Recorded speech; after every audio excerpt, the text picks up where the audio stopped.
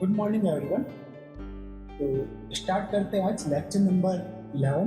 Lecture number 11 के अंदर हम क्या स्टडी करना है, हमें मेटल कार्बोनिल हैलाइड या कार्बोनिल मेटल हैलाइड इसे कह सकते हैं हम। इसकी हम डिटेल स्टडी करने वाले metal carbonyl halide and metal dihydrogen complex के बारे में स्टडी करेंगे। तो पहला है मेटल कार्बोनिल हैलाइड। ओके, इसे हम ये भी लिख सकते हैं मेटल कार्बोनिल हैलाइड। चलिए स्टार्ट करते हैं। तो पहला हमें क्या देखना, synthesis of carbonyl metal halide. Carbonyl metal हम क्या बोल सकते हैं, दिस वन मेटल के साथ हैलोजन भी जुड़ा हुआ और ये एक कार्बन भी है। ओके, तो ये हो जाएगा आपका मेटल कार्बोनिल हैलाइड। कैसे बनाएंगे इसका, आपने कोई मेटल कार्बोनिल कॉम्प्लेक्स लिया लाइक Mn2CO10, और जब भी इसकी रिएक्शन आप ब्रोमीन से या हैलोजन से करवाते हैं तो डेफिनेटली इसका ऑक्सीडेशन होता है। ऑक्सीडेशन होने के बाद क्या बनेगा आपके पास MnCO5Br, यानी metal carbonyl halide. Metal bond इसके अंदर क्लीव होता है और जो प्रोडक्ट बनेगा आफ्टर क्लीवेज ऑक्सीडेशन, ये भी आपका 18 इलेक्ट्रॉन रूल को फॉलो करता है। लाइक Mn जो है वो 7 इलेक्ट्रॉन डोनेट करेगा, 5 carbonyl 10 electron and 1 bromine 1 electron. कितने हो गए, 7 + 1 8 एंड 10 18। इसी तरह सेकंड एग्जांपल Re यानी रेनियम 2CO10 + Br2 ऑक्सीडेशन। ये क्या हुआ, आपका स्लो ऑक्सीडेशन हो रहा है। सेकंड वाला आपका पहला वाला आपका फास्ट ऑक्सीडेशन हो रहा है। तो ऐसा क्यों, तो जैसा कि हमने पढ़ा था जो कार्बोनिलेट, ओके, Br2 कार्बोनिलेट के बारे में जब हमने स्टडी किया था तो हमें पता था कि जो आपका मेटल कार्बोनेट है प्रिंसिपल क्वांटम नंबर आपका इंक्रीज होता है, तो कार्बोनिलेट की रिएक्टिविटी या स्टेबिलिटी इंक्रीज होती है, रिएक्टिविटी डिक्रीज होती है। तो जो MnCO5- चार्ज वाला कार्बोनिलेट है उसकी रिएक्टिविटी हायर है कंपेयर टू रेनियम CO5- वाले से, इसलिए ये रिएक्शन आपको स्लो देखने को मिलती है, ऊपर वाले आपको 5 देखने को मिलती है। इसको तो हमने लेक्चर प्रीवियसली ही रिकॉर्ड करके आपको, या प्रीवियसली लेक्चर में इस टॉपिक के ऊपर हमने डिटेल डिस्कशन किया था, बस उसी का हमने यहाँ पे यूज लिया है। कई बार एग्जाम में इसे पूछ लिया जाता है। तो रेनियम CO5Br आपके पास प्रोडक्ट होगा जो कि आपका मेटल कार्बोनिल हैलाइड कॉम्प्लेक्स। फिर एग्जाम्पल है आपके पास लाइक 2MnCO5Br। अगर मैं इसको रिफ्रेश करता हूँ, ओके, रिफ्रेश करता हूँ तो क्या होगा, आपका जो डायमंड बनेगा उस डायमंड के अंदर क्या रहेगा, ब्रोमीन जो है वो ब्रीजिंग मोड के अंदर एग्जिस्ट करेगा। Like this one, bridging mode के अंदर ब्रोमीन आपको एग्जिस्ट करेगा और एक डायमंड देखने को मिलेगा। और 2CO आपके बाहर निकलेंगे, इसमें से क्या हो रहा है, +2CO कॉम्प्लेक्स में से 2CO बाहर, और ये आपका एक ब्रीजिंग मोड के ऊपर एग्जिस्ट कर रहा है। आपको डायमंड देखने को मिल रहा है। और ब्रीजिंग मोड पे हैलोजन कितने इलेक्ट्रॉन पार्टिसिपेट करते हैं, 3 इलेक्ट्रॉन, ये भी 3, दिस वन 3 आल्सो। ओके, तो CO4Mn Br फिर MnCO4। अगर फिर हमने इसकी रिएक्शन pyridine से करवाई लाइक बेस से, तो बेस क्या करेगा, किसी एक मेटल सेंटर पे अटैक करेगा।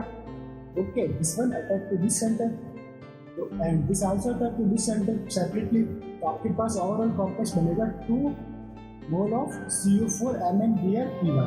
ठीक, ये आपका पर्टिकुलर कॉम्प्लेक्स देखने को मिला दिस वन। ठीक, ये भी 18 इलेक्ट्रॉन को फॉलो करता है, like 4 carbonyl 8 electron plus Mn 7 plus Br1 and plus pyridine कितने इलेक्ट्रॉन पार्टिसिपेट करेगा, 2। ओके, तो कितना हुआ, 8 + 7 15 + 1 16 + 2 18 इलेक्ट्रॉन कॉन्फ़िगरेशन हमें देखने को मिलेगा। चलिए नेक्स्ट आपका एग्जाम्पल है MnCO5Br। इसकी रिएक्शन हमने करवाई है Cp- साइक्लोपेंटाडाइएनाइल से। ये क्या करेगा, आपके Ml5 जो हमने पढ़ा था, कोऑर्डिनेशन नंबर फाइंड करने का एक मेथड था, इक्विवेलेंट न्यूट्रल इक्विवेलेंट मेथड के थ्रू हमने coordination number of organometallic compound find up किया था। तो उसी के थ्रू हमने ये फाइंड कर रहे हैं coordination number of organometallic compound के लिए।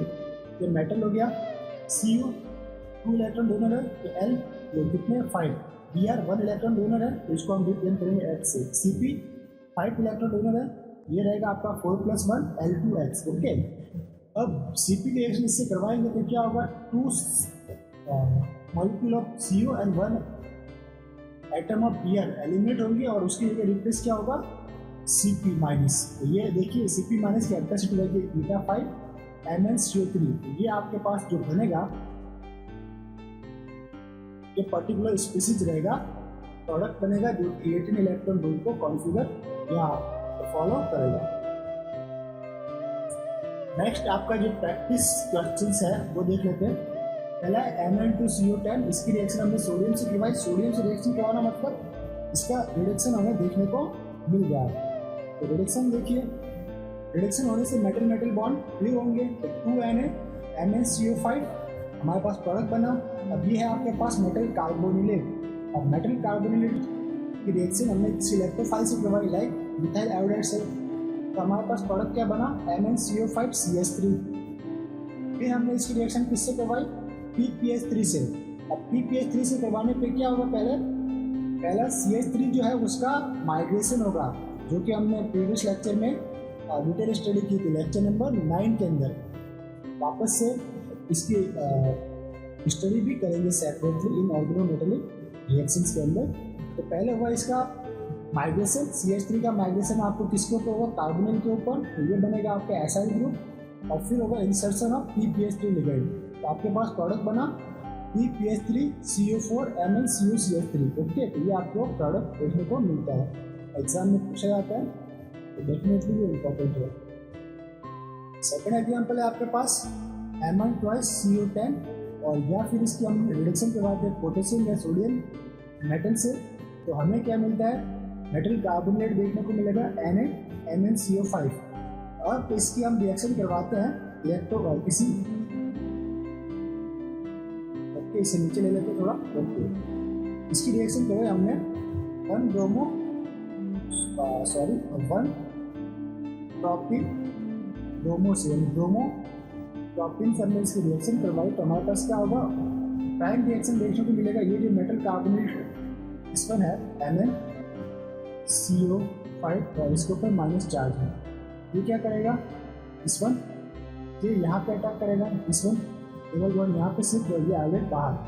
तो आपके पास ये स्पीसीज देखने को मिलेगी। और इस स्पीसीज को हमने यहाँ पे डिवाइड ड्रॉ किया है। डिवाइड कैसे ड्रॉ किया देख लेते हैं। यहाँ पे 3 कार्बन होने चाहिए, पर यहाँ पे आपको 2 ही दिख रहे हैं।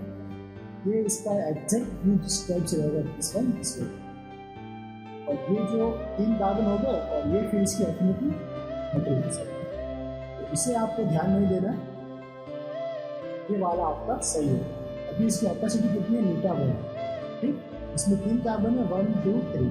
अब हम इसको अगर रिफ्रेश करते हैं या हिट करते हैं, तो क्या होगा, हमारे पास एक CO बाहर निकलेगा। कैपेसिटी जो 1 थी वो अब 3 के अंदर कन्वर्ट हो जाएगी, तो ये प्रोपिल कैटायन अब किसमें रहेगा, 3 के अंदर, तो MnCO4 कैपेसिटी 3।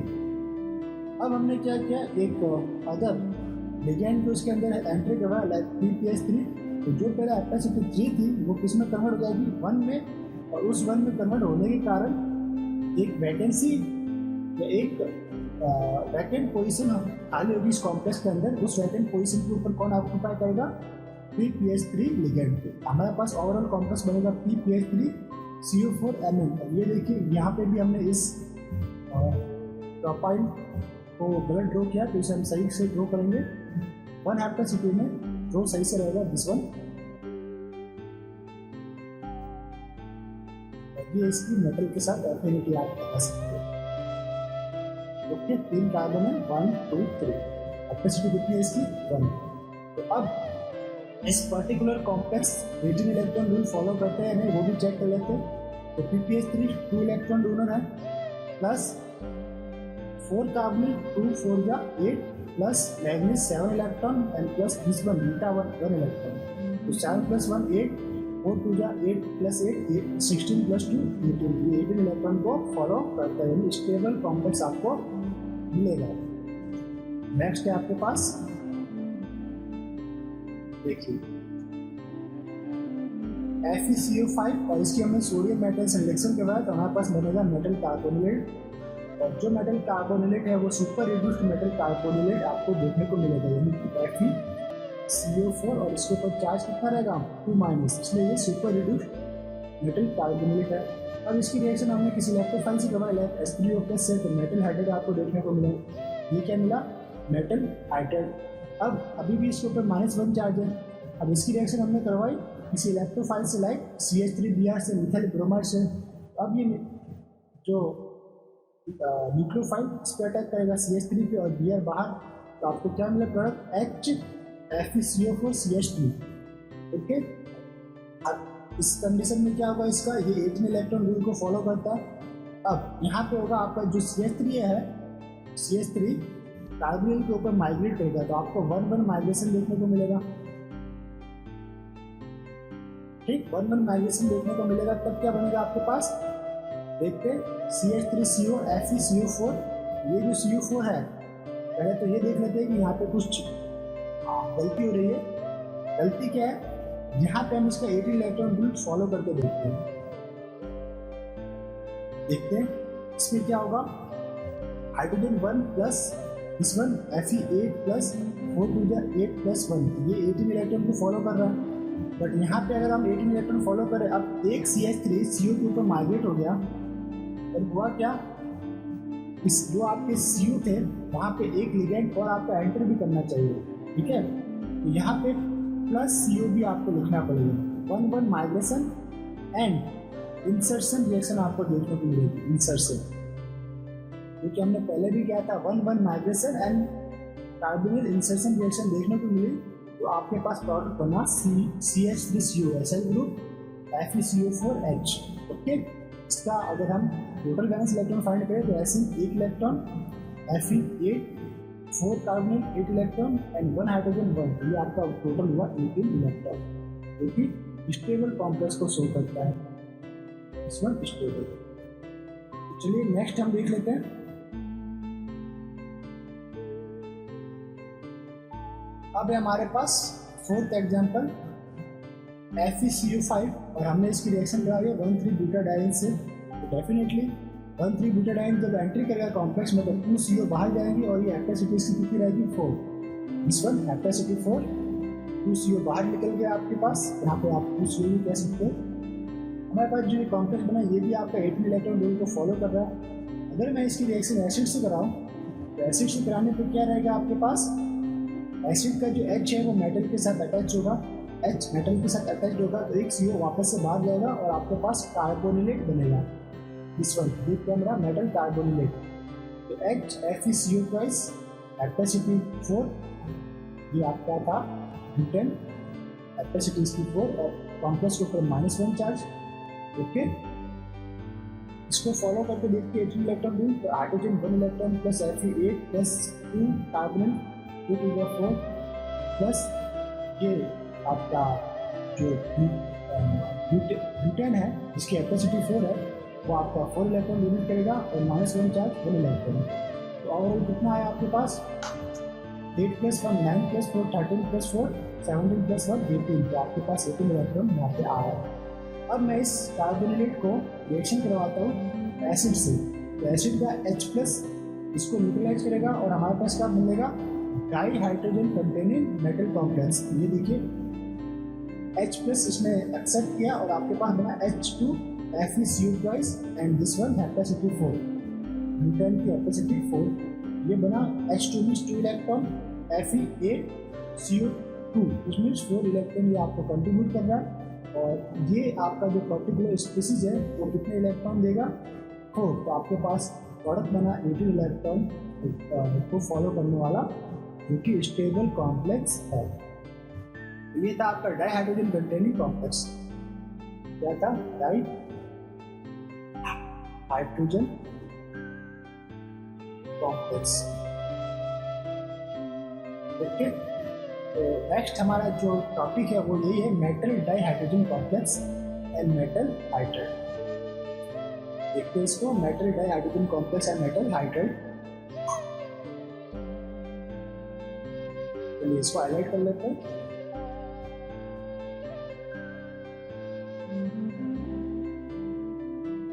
देखिए इसमें ये आपका मेटल कॉम्प्लेक्स M कॉम्प्लेक्स क्या है आपका 16 इलेक्ट्रॉन कॉम्प्लेक्स है, अब 16 इलेक्ट्रॉन कॉम्प्लेक्स है मीन्स अभी इसके अंदर 2 इलेक्ट्रॉन की कमी है, एक वैकेंट साइट है। अगर मैं इसकी रिएक्शन H2 से करवाता हूँ तो डाई हाइड्रोजन से, तब क्या होगा हमारे पास metal attach to hydrogen, di hydrogen complex ये आपका कहलाएगा। अब H2 जो है वो कैसा है, नॉन पोलर है। अब नॉन पोलर है तो जो इसका बाइंडिंग है वो किस टाइप से रहती है, कि आपकी बाइंडिंग रहेगी सिस टाइप से, इसका अटैचमेंट होगा। कैसा होगा आपका, सिस अटैचमेंट। नॉन पोलर है ये रहेगा सिस एडिशन, जो कि हमने कोऑर्डिनेशन केमिस्ट्री के अंदर पढ़ा था। पोलर और नॉन पोलर कॉम्प्लेक्स या मॉलिक्यूल जब कॉम्प्लेक्स के ऊपर अटैच होते हैं तो polar complex cis trans manner में अटैच होते हैं, जबकि नॉन पोलर जो है वो सिस मैनर में उनका एडिशन होता है। तो कॉम्प्लेक्स देख लेते हैं, IrCO PPH3 twice MCl plus H2। ये जो पर्टिकुलर कॉम्प्लेक्स है इसका टोटल वैलेंस इलेक्ट्रॉन कितना है, 16 है। तो ये एक आपका अनसैचुरेटेड कोऑर्डिनेटेड कॉम्प्लेक्स है। कैसा मैकेनिज्म में देगा, ये एसोसिएटिव मैकेनिज्म आपको शो करेगा, लाइक ऑक्सीडेटिव एडिशन रिएक्शन ये आपको शो करेगा।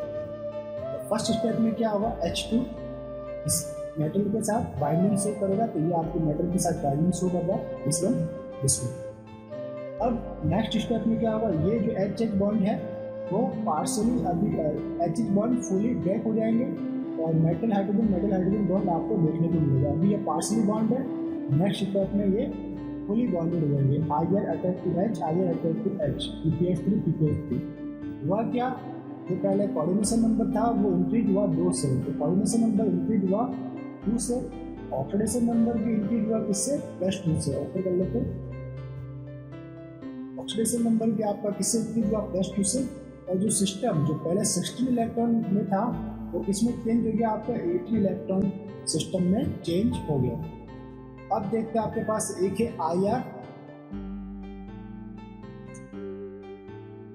आपके पास सिस्टम है IrCO PPH3 Cl। ओके, अब यहाँ पे अगर इसकी हमने रिएक्शन करवाई H2 से, तो H2 से रिएक्शन करवाने पे यही होगा। सबसे पहले इसका इलेक्ट्रॉनिक टोटल वैलेंस इलेक्ट्रॉन देख लीजिए, IR +1 कंडीशन में कोऑर्डिनेशन नंबर कितना है इसका, 4, ठीक। And total valence electron IR जो रहता है आपका 9 + 2 + PPH3 कितना रहेगा, 4 + 1, तो 9 + 1 10 एंड 2 + 4 6 एंड 10 16, यानी अनसैचुरेटेड कॉम्प्लेक्स है आपके पास। कोऑर्डिनेशन नंबर 4 है, ऑक्सीडेशन नंबर 1 है। तो after the H2 addition in सभी के अंदर चेंजेस क्या होगा, जो आपका टोटल वैलेंस इलेक्ट्रॉन है वो कितना हो जाएगा, 18। कोऑर्डिनेशन नंबर जो पहले 4 था वो चेंज हो जाएगा 6 में। ऑक्सीडेशन नंबर जो पहले 1 था वो किसमें चेंज हो जाएगा, +2 से इंक्रीज हो जाएगा +3 के अंदर। ओके, तो फिर ये छोटा सा यहाँ पे एक प्रोसेस था, किस टाइप से डाई हाइड्रोजन या ऑक्सीडेटिव एडिशन आपका देखने को मिलता है। ये मिलेगा आपका oxidative addition, metal partially attach to H2, फिर आपका बैक बॉन्डिंग इंक्रीज हो रही है, लाइक बैक बॉन्डिंग इंक्रीज होगा तो बॉन्ड ऑर्डर क्या रहेगा आपका, डिक्रीज होगा। सेपरेशन आपका इंक्रीज होगा, H सेपरेशन आपको इंक्रीज देखने को मिलेगा। तो देखिए metal partially attach to H, partially attach to H, और सेकेंड स्टेप में ये जो HH बॉन्डिंग है वो फुली ब्रेकअप हो जाएगी और आपके पास देखने को मिलेगा metal attach to hydrogen, metal attach to hydrogen, dihydride या dihydrogen complex, dihydrogen complex. Okay, ये रहा आपके पास metal in low oxidation state है, तो इलेक्ट्रॉन रिच स्पीसीज है, वो क्या करेगा आपके पास, बैक बॉन्डिंग शो करेगा। अगर इलेक्ट्रॉन रिच है तो डेफिनेटली बैक बॉन्डिंग शो करेगा, इलेक्ट्रॉन डेफिशिएंट है तो वो बैक बॉन्डिंग शो सही से करेगा ही नहीं। ये देखिए मेटल फुल ऑर्बिटल से इसके इलेक्ट्रॉन फील्ड ऑर्बिटल है, ये बैक बॉन्डिंग के द्वारा इलेक्ट्रॉन कहाँ पे देगा, सिग्मा स्टार अनजीरेट ऑर्बिटल के अंदर। जो भी आपका H है, H एटम के सिग्मा स्टार अनजीरेट ऑर्बिटल में इलेक्ट्रॉन को ये डोनेट करेगा।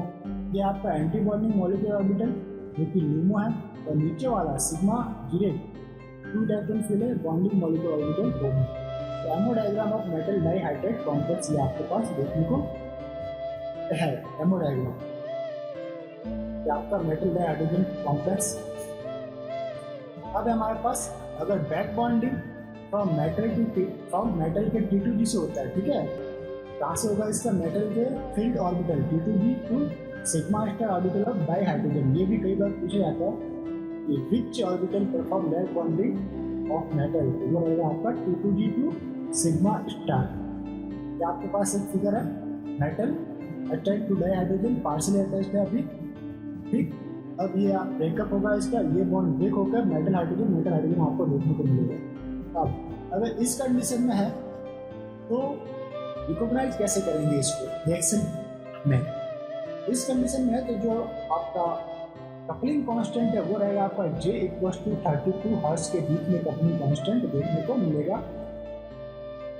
एंड नेक्स्ट स्टेप, अगर metal directly attach to hydrogen है, metal attach to H, metal attach to H, इस कंडीशन में जो आपका कपलिंग कांस्टेंट J है उसकी वैल्यू लेस देन 32 आएगी, या फिर J की value greater than 2 less than 32 आपको देखने को मिलती है।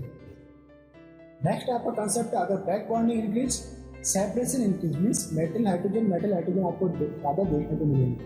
बैक बॉन्डिंग कम है तो आपको मेटल लाइक दिस, इस टाइप से आपको देखने को मिलेगा। ओके, अगर बैक बॉन्डिंग होगी तो ये HH बॉन्ड फुली ब्रेकअप हो जाएंगे। तो back bonding increase, separation increase and J value decrease.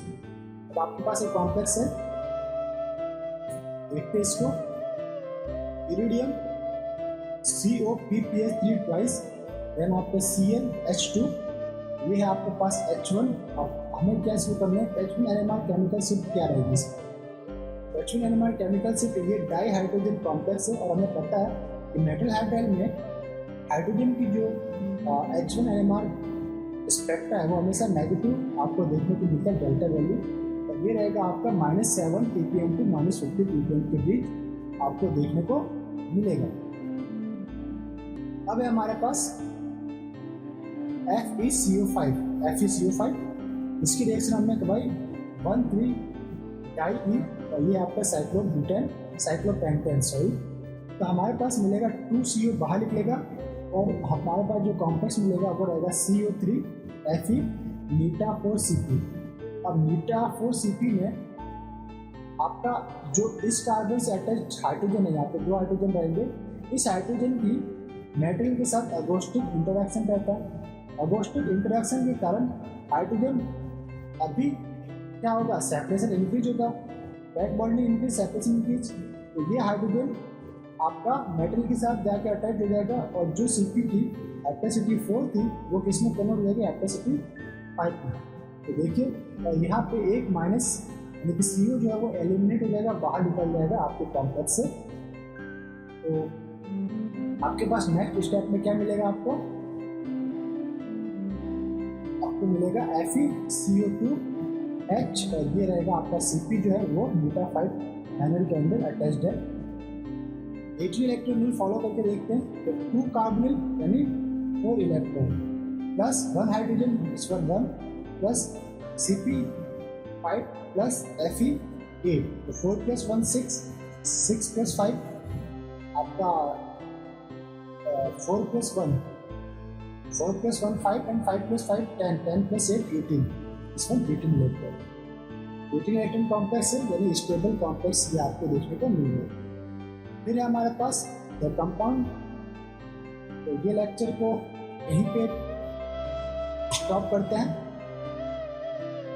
मिलते हैं नेक्स्ट लेक्चर के अंदर। तब तक के लिए बने रहिए हमारे साथ। Have a nice day.